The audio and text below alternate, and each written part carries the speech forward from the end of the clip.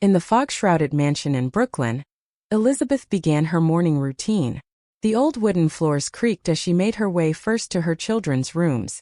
Emma, now a full-fledged teenager, had already learned to wake up on her own, but still seemed to await her mother's good morning, startling slightly at the knock on her door. Michael, on the other hand, still needed his mom's help. Elizabeth entered the room bathed in soft light and gently stroked his cheek. Michael let out a small groan before opening his eyes. Meanwhile, the maid Martha had already prepared breakfast. The table was set with warm croissants, scrambled eggs, and fresh fruit, while the aroma of freshly brewed coffee hung in the air. James, her husband, was reading the newspaper as usual, occasionally smiling at Elizabeth and the children. "Dad, will you come to my piano recital after school today?" Emma asked hopefully.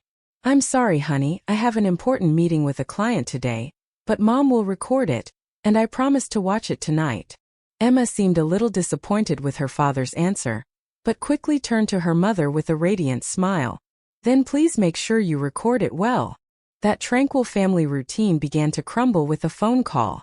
The call from her family home brought the news of her father William's death. A sudden heart attack had taken him. The funeral was held solemnly, but with a warmth that reflected her father's character.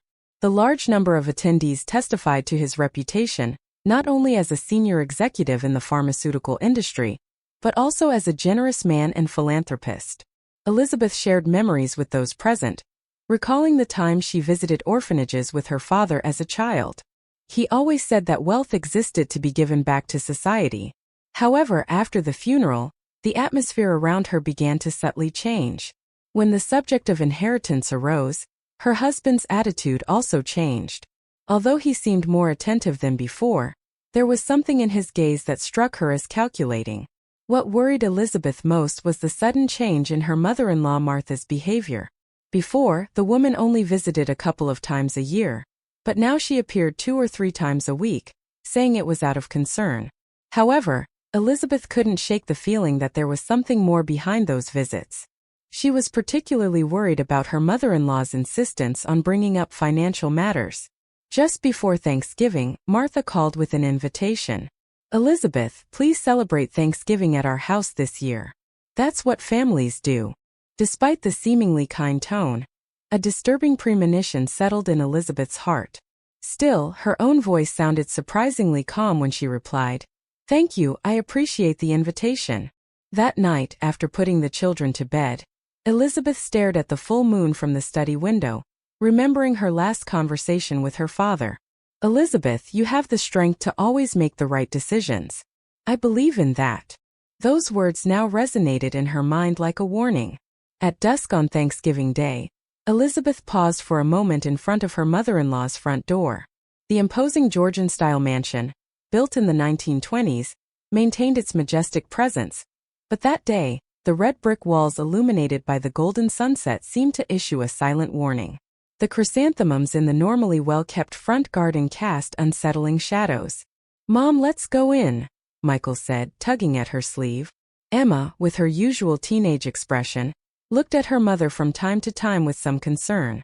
Elizabeth took a deep breath and reached for the heavy wooden door. As soon as it opened, Martha greeted them with a wide smile. She wore an elegant long Chanel dress and a pearl necklace that shimmered around her neck. Beside her stood James, with a perfectly knotted tie and a more formal smile than usual. "Elizabeth, how wonderful that you've come, and the children too," Martha said. Her voice lacked its usual warmth. Rather than welcoming, it sounded strangely amiable, almost forced.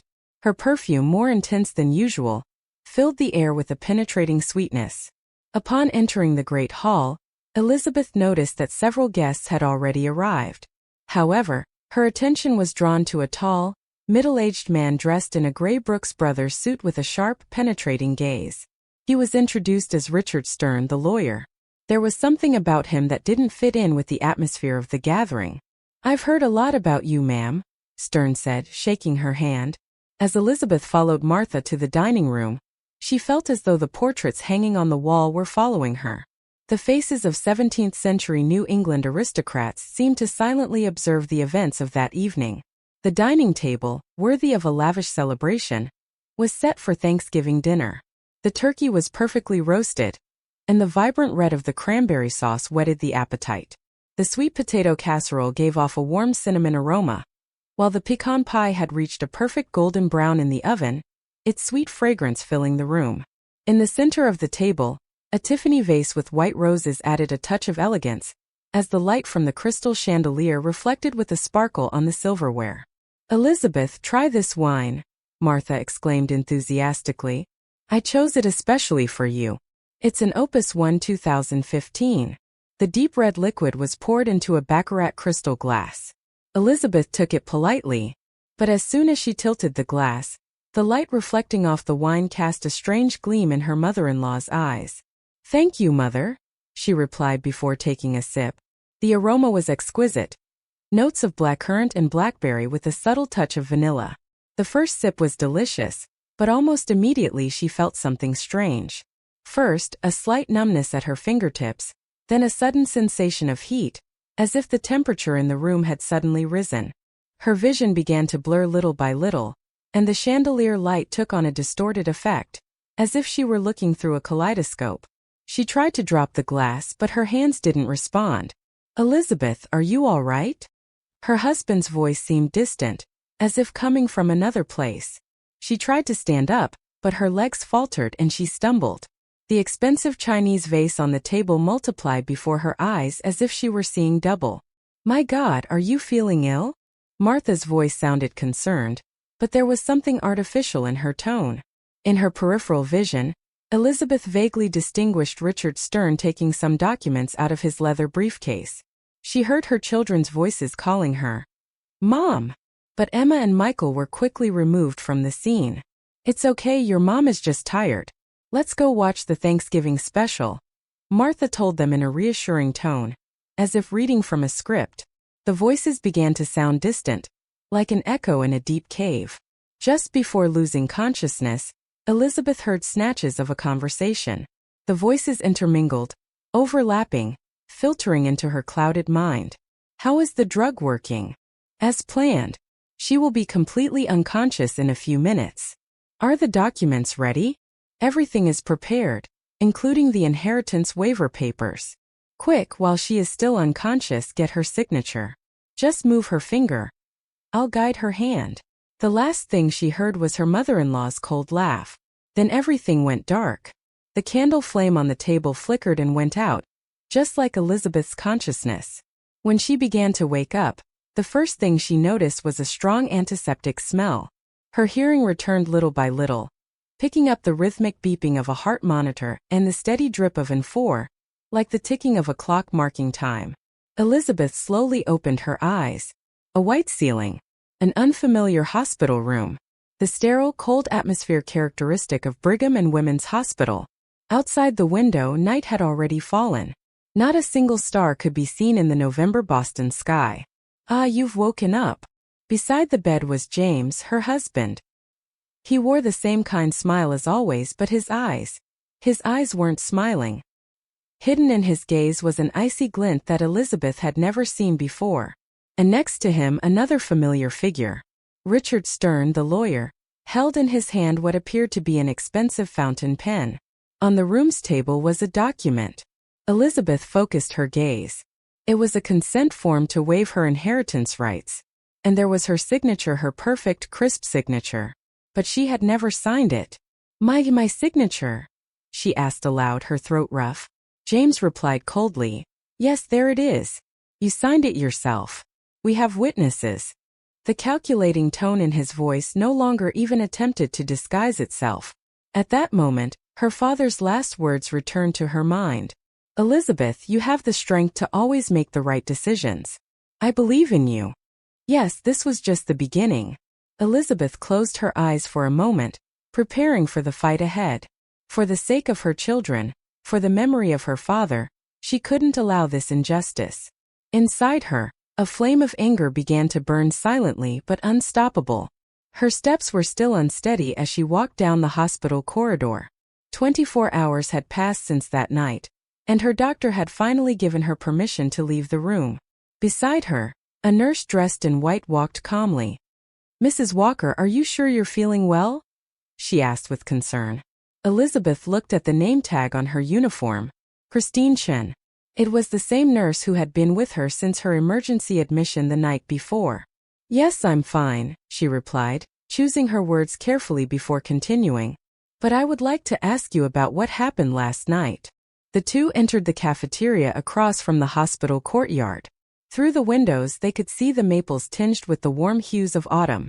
The late November sky in Boston was covered with thick clouds, presaging an imminent storm. Could you tell me in detail what happened when they brought me in last night? Elizabeth asked. Christine looked around cautiously before answering.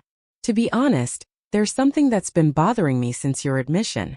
Your husband said it was an attack brought on by a chronic condition, but there's no record of that in your medical history. She lowered her voice and continued in a more serious tone. And there's something troubling about your blood test results. Before she could say more, a sharp voice broke the moment. Elizabeth, so this is where you were hiding. There stood Martha. Dressed in a striking Chanel suit as always, she radiated confidence. At her side, a serious-looking man, possibly a hospital administrator, accompanied her.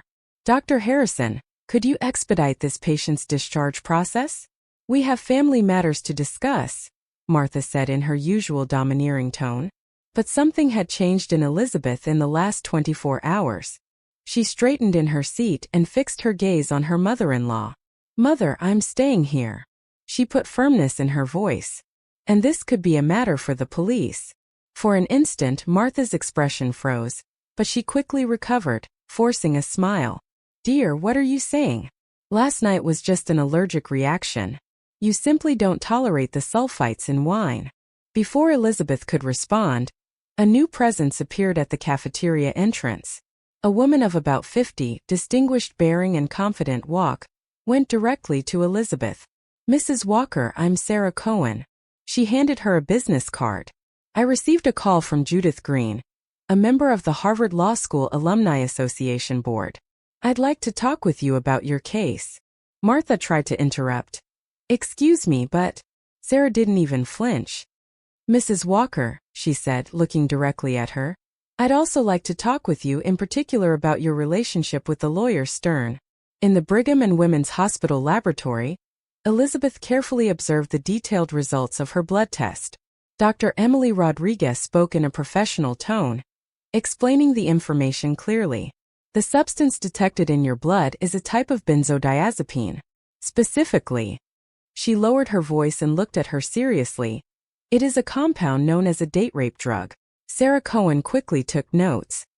The dose you were given was more than double the normal amount, Dr. Rodriguez continued. Enough to render anyone completely unconscious. In the hallway, Detective Mike Donovan was taking a statement from Nurse Christine. Fragments of the conversation reached Elizabeth. During her emergency admission, there was something that struck me as strange, Christine was saying. Her husband was unusually calm, as if he'd already been expecting it. Sarah took out new documents from her portfolio and slid them across the table. Elizabeth, there's also something troubling about your father, William Carter's death certificate. Although it's registered as a heart attack, in reality, before she could finish the sentence, the door to the room burst open.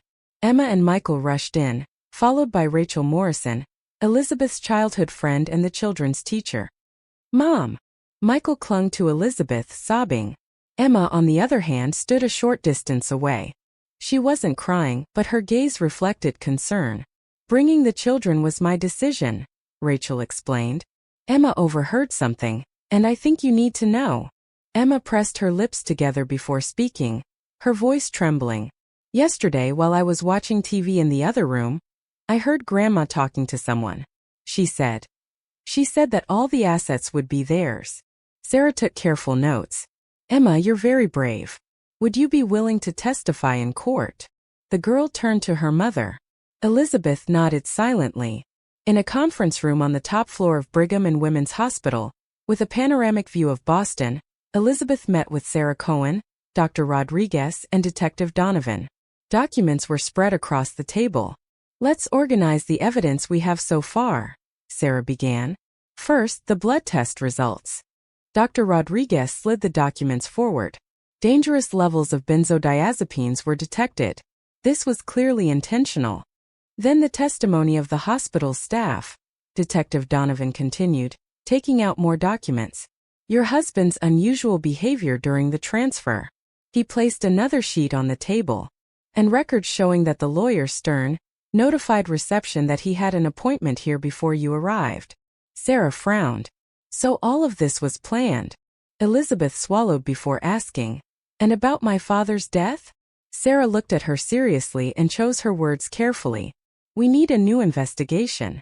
Although the official report says it was a sudden heart attack, there is evidence to suggest that the same drug may have been used. At that moment, Elizabeth's cell phone vibrated. Unknown number. She hesitated a second before answering. A male voice, almost a whisper, spoke from the other end. Mrs. Walker, I worked in Lawyer Stern's office. I have important evidence. Records of dealings with your mother-in-law. That night, Elizabeth left the children in the care of Martha Johnson, the family housekeeper. Martha had served the Carters for 42 years. For Elizabeth, she was like a second mother.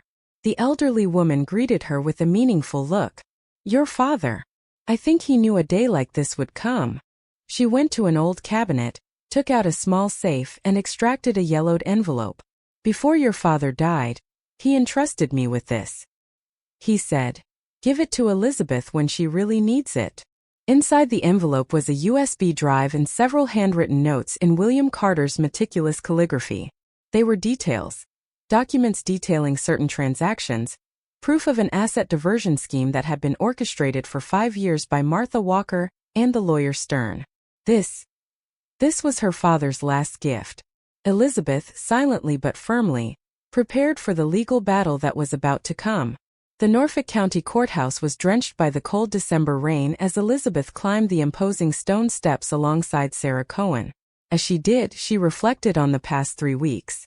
The USB drive her father had left her contained 5 years of backed-up emails between Martha Walker and the lawyer Stern. There was the evidence of a long-term plan to seize William Carter's assets. Until the very end, her father had tried to protect her. Just before the courtroom doors opened, Elizabeth glanced back at Emma and Michael, sitting in the back rows. At their side, loyal as ever, was Martha Johnson. Emma gave her a slight nod. There were no more doubts. The sound of the court officer's voice. All rise.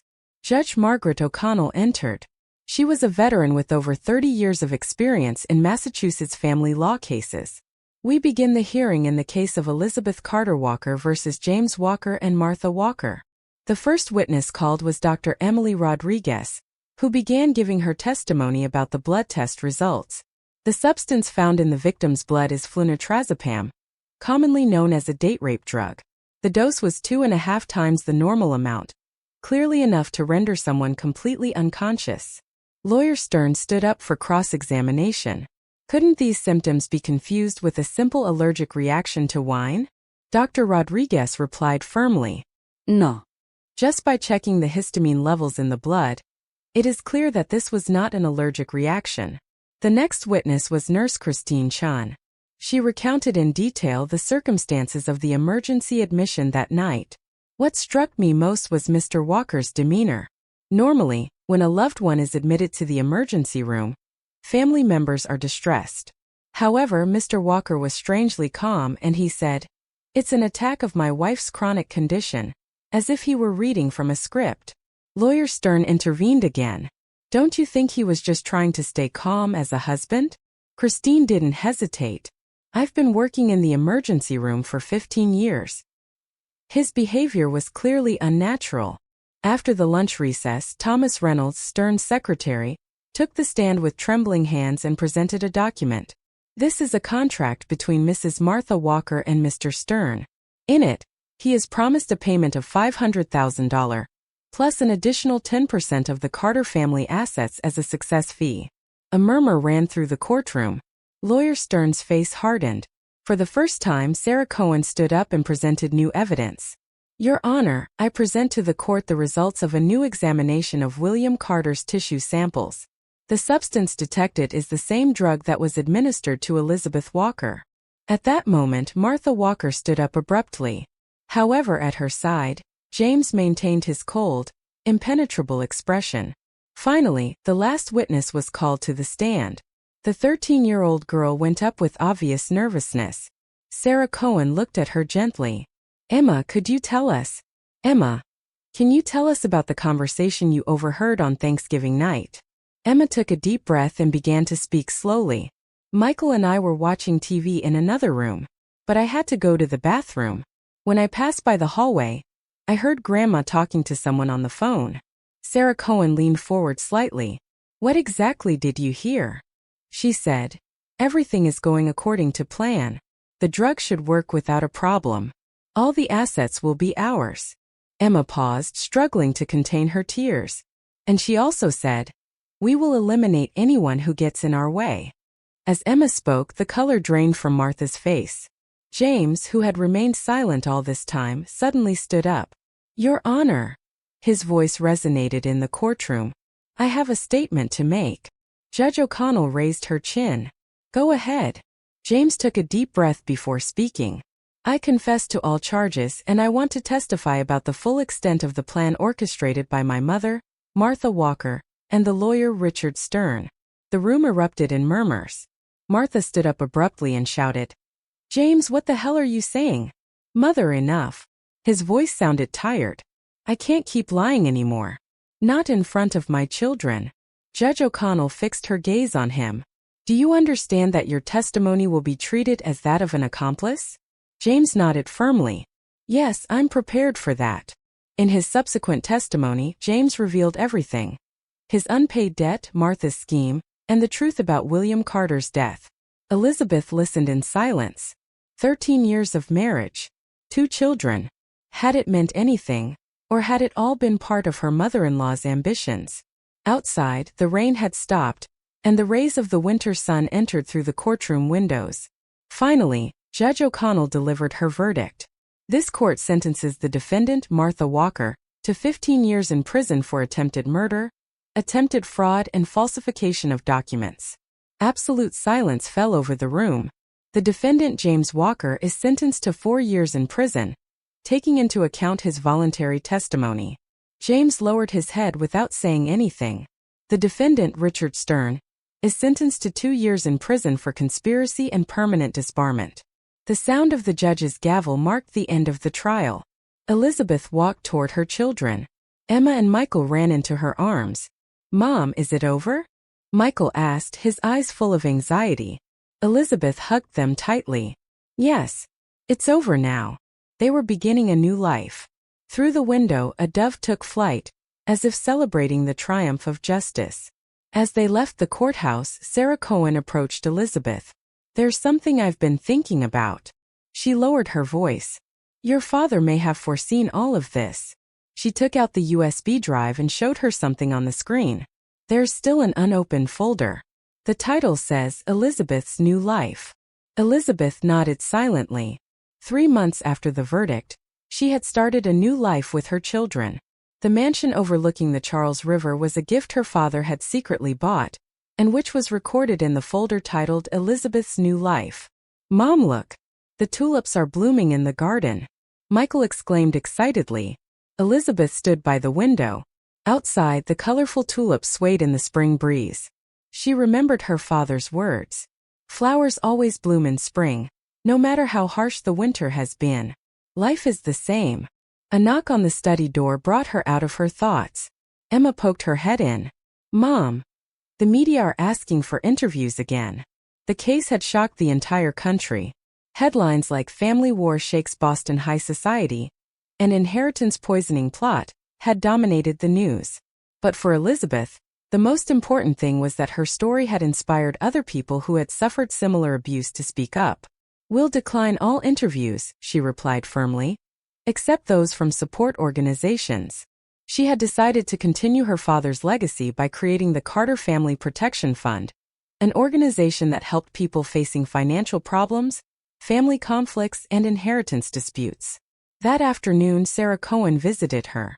She had become not only her lawyer but a close friend. We've received reports from the prison, Sarah said, pulling out some documents with updates on the 3 convicts. Martha Walker was serving her 15-year sentence. The former socialite now spent her days alone in a cell, without visitors. All her arrogance had crumbled. James, on the other hand, was participating in rehabilitation programs and was considered a model prisoner. His letters to the children were always full of words of remorse. Elizabeth was still not sure whether to give them to Emma and Michael. The lawyer Stern, in addition to his 2-year sentence, had been ordered to pay millions in compensation. He was also disbarred for life and expelled from the legal community. Sarah took a deep breath before continuing. James asked to see the children. Elizabeth looked out the window before slowly replying, "I will respect the children's decision. Emma and Michael are old enough to decide for themselves." Indeed, her children had shown incredible strength. Emma had landed the lead role in the school play, and Michael had been elected captain of the baseball team. Life after so much chaos was finally back on track. The wounds were slowly healing. That night, Rachel Morrison came to pick up the children. She had been unwavering support for Elizabeth from the beginning. "I'm thinking of taking the kids horseback riding this weekend. How about we have a picnic all together?" "That sounds wonderful," Elizabeth smiled. That night, after putting the children to bed, Elizabeth opened the last folder her father had left her. Inside, she found a letter and a detailed business plan. "To my beloved daughter, when you read this letter, you will have overcome great trials. The wealth I left you is not a curse, but a tool to help more people. I have always believed in your strength, and now is the time to use it for the good of society. The business plan I've attached is a dream I have nurtured for years, to transform the pharmaceutical company into one more focused on people. You are the only one who can make this dream come true. With love, Dad." Elizabeth wiped away her tears silently. The full moon shone through the study window, the same moon her father had seen in his last moments. The next morning she woke up early. The morning sun reflecting on the Charles River marked the beginning of a new day. She woke up the children and began to prepare breakfast as usual. "Mom, can I invite some friends over after school?" Emma asked. Of course. Life was gradually returning to normal, but it wasn't the same routine as before. Now each day was part of a new stage, one in which they were more united than ever. At the entrance, the day's newspaper had a front-page headline: "Carter Family Protection Fund implements 100% support program." Elizabeth was fulfilling her father's will, and at the same time transforming her own story into a legacy for others.